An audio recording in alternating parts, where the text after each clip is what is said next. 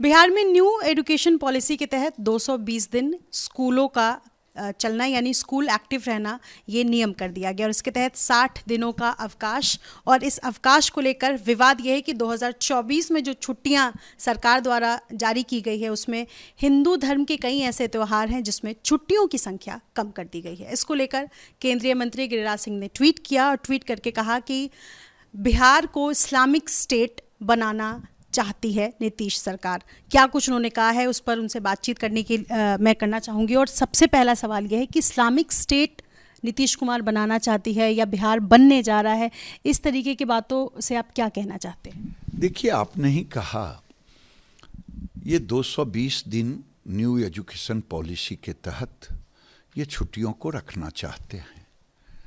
तो इसमें हिंदुओं के छुट्टियों को रद्द करना, कम करना और मुसलमान के छुट्टियों को बढ़ाना, क्या ये मानसिकता नहीं दर्शाता है कि इस्लामिक रिपब्लिक ऑफ बिहार बनाना चाहते हैं? ये इसको शरिया कानून लागू करना चाहते हैं। कई तरीके थे। अगर मुसलमानों की छुट्टियों को नहीं बढ़ाते और शिक्षकों को अन्य कार्य में ना लगाएं तो वो पूरा हो जाएगा। लेकिन वो नहीं मंशा है, वो न्यू पॉलिसी इनकी मंशा नहीं है। इनकी मंशा है बिहार में मुसलमानों का एक मुश्त वोट लेना और शरिया कानून लागू करना। ये मानसिकता इनकी पूरी नहीं होगी कि मुसलमानों का एक मुश्त लेना और हिंदुओं को जातियों में बांटना। मैं आपके माध्यम से हिंदुओं से प्रार्थना कर रहा हूँ, हिंदू भाई, अगर ये सरकार रही मोहम्मद लालू जी और मोहम्मद नीतीश जी की सरकार, तो ये आपके धर्म को खत्म कर देंगे, आपके संस्कार और संस्कृति को खत्म करना चाहते हैं। भारतीय जनता पार्टी की सरकार आएगी तो आपके आरक्षण को भी हम अक्षुण्ण रखेंगे और बेहतर करेंगे, आपके धर्म की रक्षा करेंगे, आपके संस्कार और संस्कृति की रक्षा करेंगे। इस्लामिक स्टेट बिहार को नहीं बनने देंगे, इस्लामिक रिपब्लिक ऑफ बिहार नहीं बनने देंगे। अगर मैं ऐसा कहता हूं तो आपको बुरा लगता है, लोगों को बुरा लगता है। मैं पूछना चाहता हूं, यूएई इतना बड़ा इस्लामिक कंट्री है, उसने शुक्रवार के बदले रविवार को छुट्टी दे दी और देश में कानून व्यवहार है कि रविवार को, बिहार में भी। और आपने तुगलकी फरमान जारी कर दिया कि यहाँ शरिया कानून है। जो इस मुस्लिम संस्था हैं, स्कूलों का शिक्षण संस्थान, वहाँ शुक्रवार को छुट्टी हो, रविवार को नहीं। क्या ये पाकिस्तान है, बांग्लादेश है? दो तीन चीज़ें हैं। एक तो जो कैलेंडर जारी किया गया है वो दो अलग अलग, एक उर्दू स्कूलों के लिए अलग से छुट्टियों की लिस्ट जारी की गई है और नॉन उर्दू स्कूलों के लिए अलग से छुट्टियों की लिस्ट है, जिसमें रक्षाबंधन जैसे त्यौहार जो है उन पर छुट्टी है। सवाल यह है कि बिहार सरकार को इसकी जानकारी नहीं है। अगर ऐसा कुछ है तो उसमें संशोधन किया जाएगा। ये जवाब आया। मैं नहीं मानता। अगर ऐसी सरकार है तो इसे तुरंत इस्तीफा कर देनी चाहिए।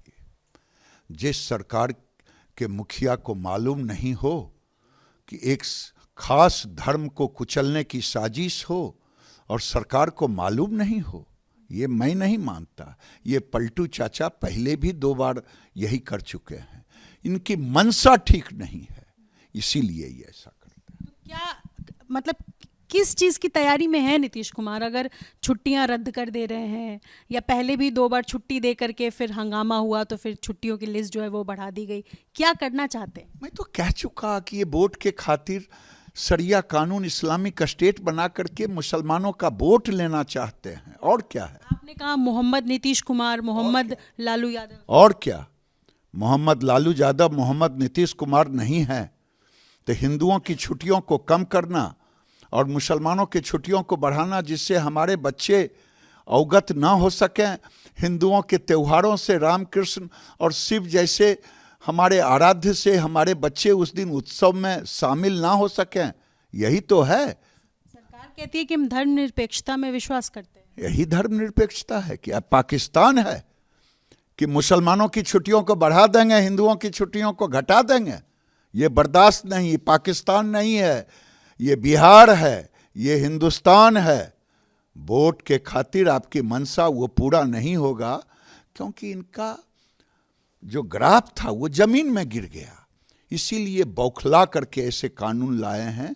जिस दिन से विधानसभा में घटिया बयान दिया, महिलाओं को अपमानित किया, उस दिन से एक शोषित दलित जीतन राम मांझी को गाली दिया, उस दिन से इनका ग्राफ जमीन में मिल गया है। इसीलिए ये बौखला करके इस्लामिक स्टेट बना। बीजेपी को प्रदर्शन करना चाहिए फिर बिहार विधानसभा के बाद। चिंता न करें, क्या करूंगा, लेकिन लागू नहीं होने दूंगा। लागू होगा, हम तब तक विरोध करेंगे जब तक हम में दम है। एक पहले जातिगत आधार पर गणना हुई, उसके बाद धर्म के आधार पर छुट्टियां हुई, इस पर क्या? मैं तो पहले कह चुका कि ये जातियों में बांट करके करना चाहते हैं, धर्म में बांट करके करना चाहते हैं। ये मंशा उनकी नहीं पूरी होगी। बहुत शुक्रिया बातचीत करने के लिए।